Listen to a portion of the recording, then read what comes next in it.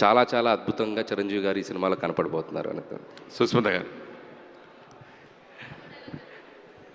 సరిపోతుంది చాలు. డాడీతో సినిమా చేయాలనే కోరిక ఎప్పటి నుంచో మీకు ఉంది.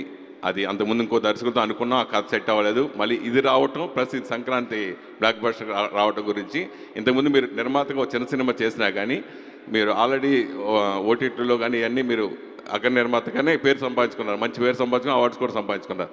సో ఫస్ట్ టైం డాడీతో ఈ సినిమా చేయడం గురించి ఏం చెప్తారు? డాడీతో ఈ సినిమా చేయడం గురించి, ఆ కోరిక నెరవేరడం గురించి ఏం చెప్తారు అంటున్నాను. ఆల్రెడీ ప్రొడ్యూసర్గా మీరు ఇంతకుముందు స్మాల్ ఫిల్మ్ తీశారు, అయితే డాడీతో ఈ బిగ్ ఫిల్మ్ చేయడం గురించి ఏం చెప్తారు?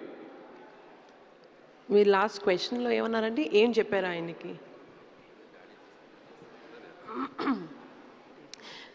మామూలుగా ఫస్ట్ ఫిల్మ్ని డెబ్యూ ఫిల్మ్ అంటారు, కానీ ప్రతి ప్రొడ్యూసర్కి ఏంటంటే మెగా డెబ్యూ కావాలి. So that is a big opportunity. So ఆ ఆపర్చునిటీ నాకు ఈ విధంగా ఈ కాంబినేషన్లో రావడం, దానికి అసలు బ్యూటిఫుల్ స్టార్ కాస్ట్ మన విక్టరీ వెంకటేష్ గారు అండ్ నయనతార గారు అండ్ వండర్ఫుల్ ఆర్టిస్టులు అందరూ రావడం అన్నది it's huge huge huge blessing. And ఇలాంటి సినిమా సంక్రాంతికి రిలీజ్ అవ్వడం అన్నది ఇంకా అంతగానే నేను I can't ask for a better opportunity for a mega debut film. Sahu గారు ఇంకొక డైలాగ్ చెప్పాలి మీరు. ప్రశ్నకు ఒక డైలాగ్ అన్నా కదా, ఒకటి చెప్పండి. చేయి చూసావా ఎంత రఫ్ ఉందో, రఫ్ ఆడించేస్తా. సురేష్ గారిని డైలాగ్ అడగకూడదండి, స్టెప్ అడగాలి. ఇది కదా ఖచ్చితంగా మంచిది అది, బట్ దానివల్ల అది ప్లస్ అవుద్దా మైనస్ అవుద్దా మీరు చెప్పండి. ఎవరికి? మాకా మీకా? ఆయనకా మాకా?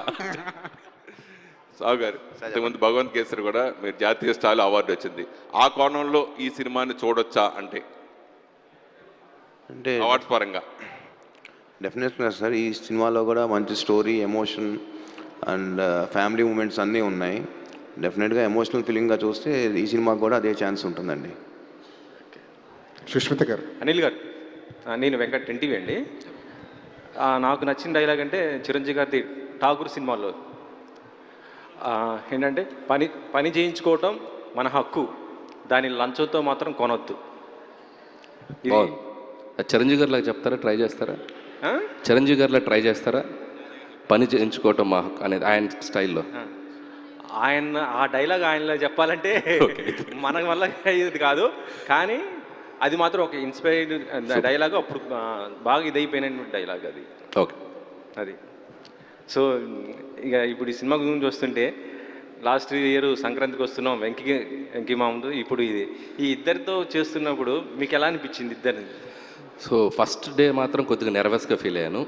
అండ్ ఇద్దరు స్టార్స్ని ఒక ఫ్రేమ్లో చేయించేటప్పుడు డైరెక్టర్గా నేను వాళ్ళకి యాక్టింగ్ చెప్పేటప్పుడు, ఇద్దరికి చెప్పేటప్పుడు ఎలా చెప్పాలని చిన్న నెర్వస్ ఫీల్ అయ్యాను.